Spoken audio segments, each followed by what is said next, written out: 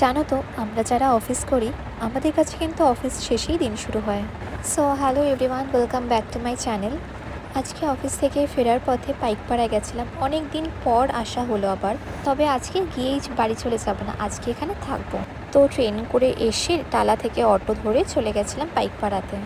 একই জায়গায় দীর্ঘদিন থাকার পর মাঝে মধ্যে এরকম চেঞ্জ করলে কিন্তু ভালোই লাগে। আর এখানে আসলে এতগুলো একসঙ্গে আমরা কাজ নিয়ে আসি, মানে মানে ননস্টপ চলতেই থাকে। আর আজকে আমার শরীরটা খুব একটা ভালো লাগছিল না, মাথাটা টিম টিম করছিল, ঘুম হচ্ছে না ঠিকভাবে। আর পাইকপাড়াতে আসলেই আমার যেহেতু চা খাওয়া হয়, তাই আজকেও যেহেতু মাথাটা ব্যথা করছিল, তাই চলে গেছিলাম পেহলবানের কাছে চা খেতে।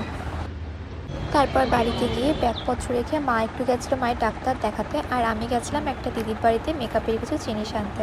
এই দিদির কাছ থেকে কি কিনলাম সেটা পরের একটা ভিডিওতে তোমাদের সাথে শেয়ার করব। আর এতগুলো লিপস্টিকের সোয়াচ নিয়েছি, কোনটা নেব না নেব কনফিউজড হয়ে গেছিলাম। এখানে যেহেতু রান্না বান্নার কোনো ঠিকঠাক সেট আপ নেই, তাই জন্য আমরা আজকে রাতে ডিনারে বিরিয়ানি নিয়ে নিয়েছিলাম। সেট আপ নেই বললে ভুল, এখানে আসলে মনটা একটু বিরিয়ানি করে। এই দোকানটার বিরিয়ানি খেতে ভালো লাগে এখানে আসলে স্পেশালি। তো ব্যাস, তারপর বাড়ি ফেরার পথে মা মায়ের একটু ওষুধ আনতে চলে গেল মেডিসিনের দোকানে, আর আমি বাইরে দাঁড়িয়ে দাঁড়িয়ে অপেক্ষা করছিলাম আর একটা দুটো ভিডিওর ক্লিপস নিচ্ছিলাম, কারণ আলোটা খুব ভালো লাগছিল এখানে। তারপর বাড়ি ফেরার পথে দোকান থেকে একটু মিষ্টি নিয়ে নিলাম, এখানে আসলে এই দোকানের রসগোল্লাও টুকটাক আমার খাওয়া চলে।